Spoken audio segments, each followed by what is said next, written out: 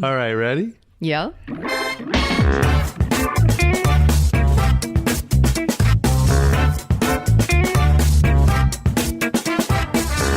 Welcome to What's Here Now, Kid? Where we take the wise and often wild and wacky wisdom of children and apply it to our overly complicated adult lives. In this episode, we examine the idea of taking things one step at a time and not missing the journey because we're staring at the finish line. What did you learn today? I learned that you think you're done, but you only just begun. Tell me more about that. It's when you think you're done, but you only just begun.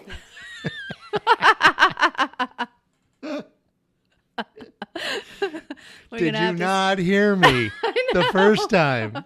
We're going to have to stop laughing enough to actually do this episode. What was this episode? It was just a lot of laughing and some kid in a repeatable talk track. But it's classic because I'm like, ooh, let's make this complicated and open this up and what's underneath it. And she's like, well, I learned when you think you're done, you've only just begun. No doubt. I mean, I'm listening. I'm like, wow, that's pretty awesome. I know. I'm over here invisible high-fiving like, this is a good grab. Right. And then you come in with a great coaching, say more, right? And he's like, really? Yeah. Again? And I think it really speaks to why we started this podcast, because it was all about taking the innocent wisdom of children and applying it to our overly complicated adult lives. Yeah. And I just felt like that got it in a snapshot. It did. What more do you need to know? I don't even remember what he said now. Yeah. Because even though he said it twice. That is great. Yeah. And it started because this is a neighbor friend of mine, and she's in the same grade as my son. And it just, I just thought, well, what do you need to ask her some other questions too? What do you think that adults need to know? And it really is that simple. Mm-hmm. Mm-hmm. And a couple other things are coming up for me because this is the first time I've got to listen to this one. And I had a call this week with a potential client. And he was using the metaphor of the staircase, which you and I use. We've used it on this show before. Say more. The staircase is the one where instead of staring at the top of the staircase, we look at each step that we take and enjoy that moment and what that step is all about. And to further that, you don't need to see the whole staircase to begin walking. You really only need to see the step in front of you. Yes. Yeah, because then things get overwhelming, and there was a lot of talk about being overwhelmed, right? And yeah, go ahead. I'm sorry. So how did that relate to? Well, the whole idea of,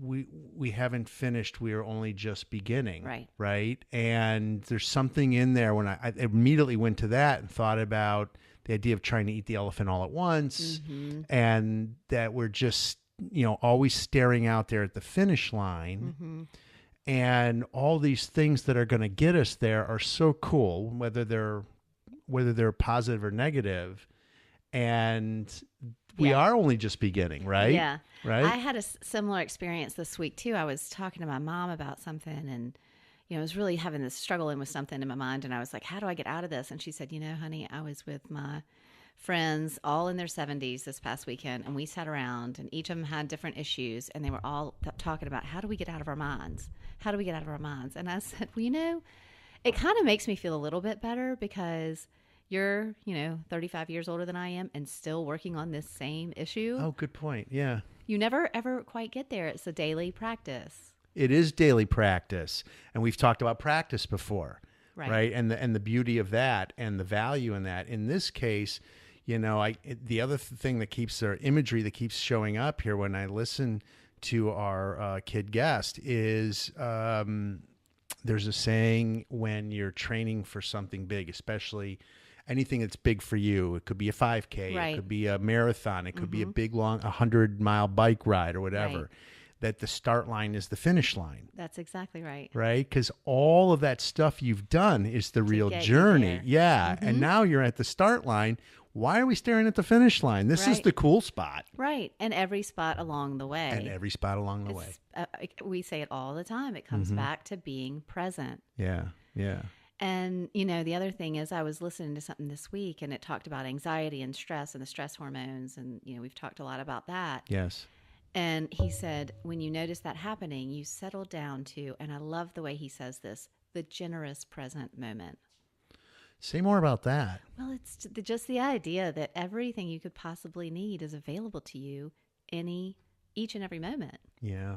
You know, every stress we have is usually up here.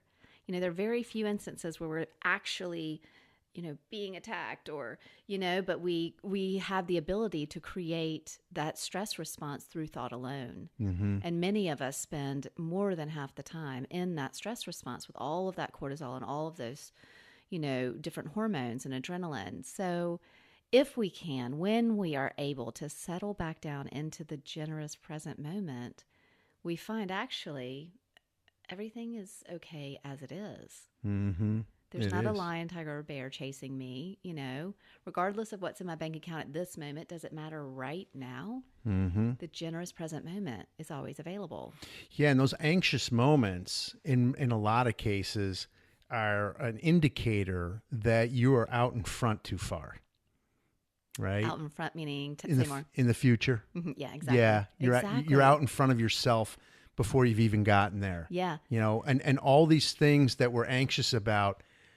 So, and again, a little bit right from the Joe and Kathryn theme park, and the idea that, hey, what do you feel like if the thing you've been anxious about then doesn't happen? Well, right. What a waste. Right. Wasted energy, wasted effort. Wow. But we rarely spend time to think about that because we're on to the next thing to be stressed about. Yeah. And I was having a conversation with a friend this week, and she said, you know, I used to think you had to plan and plan and plan and control and tight grasp on everything. And recently it's kind of become, it's dawned on me, you can meander through life.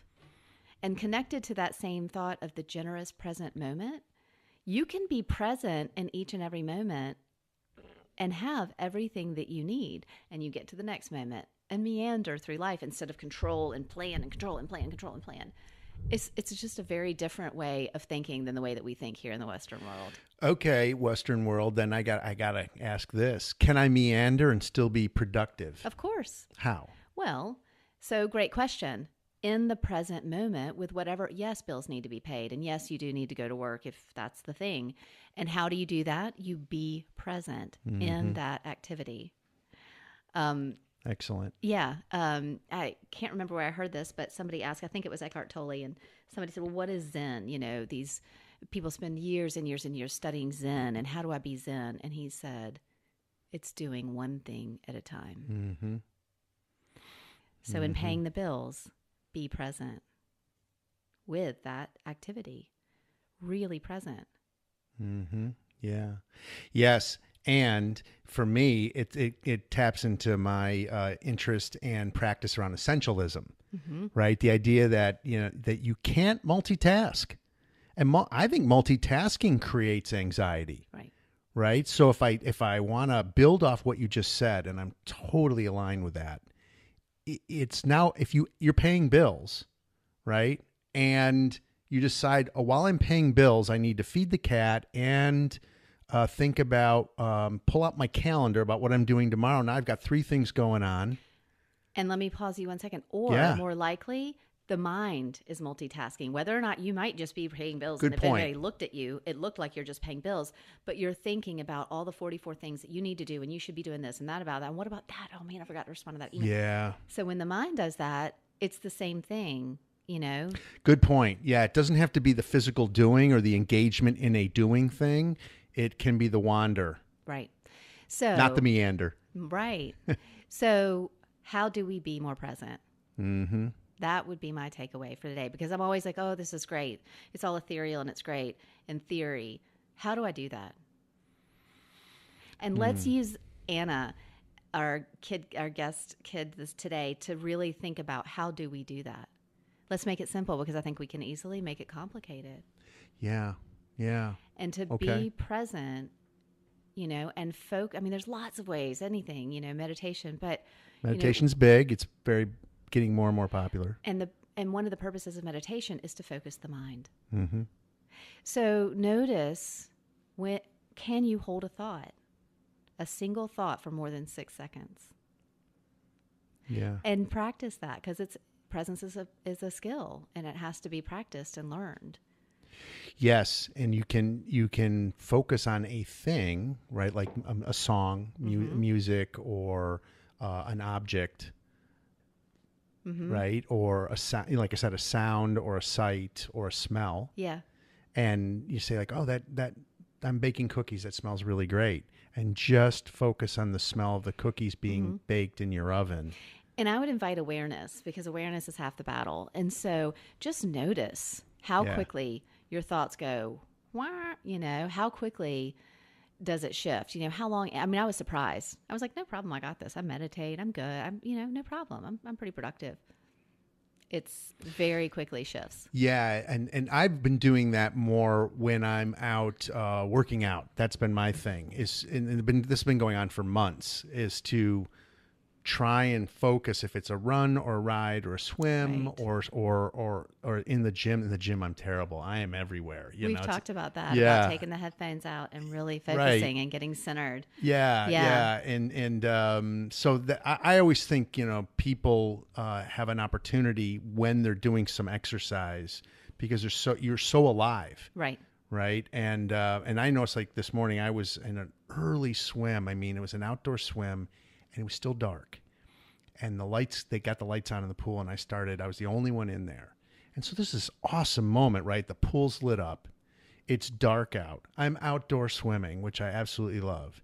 And I'm cranking along, and I could tell when I was not thinking about swimming, my swimming got awful. I don't know where I was. I think I can't even remember what I had done. And then when I reconnected back in, my stroke got better. And I noticed where I was, in the pool, and, That's beautiful. Yeah. And that, I think we use this as a great point to do our takeaways for you all. Go takeaway. Well, I think let's use that what you just said. When I'm not focused on what I'm doing, things kind of get wonky and off, and my stroke was terrible. So my takeaway is be aware and focus. See how long you can focus on a single thought. And do those things, of course, meditation and everything that really support that practice. Become aware of your mind and how it actually works. I think often we are biological robots, and we are just operating on the path that we have operated on for so long. Yeah. And be aware. Watch what's happening in your own mind.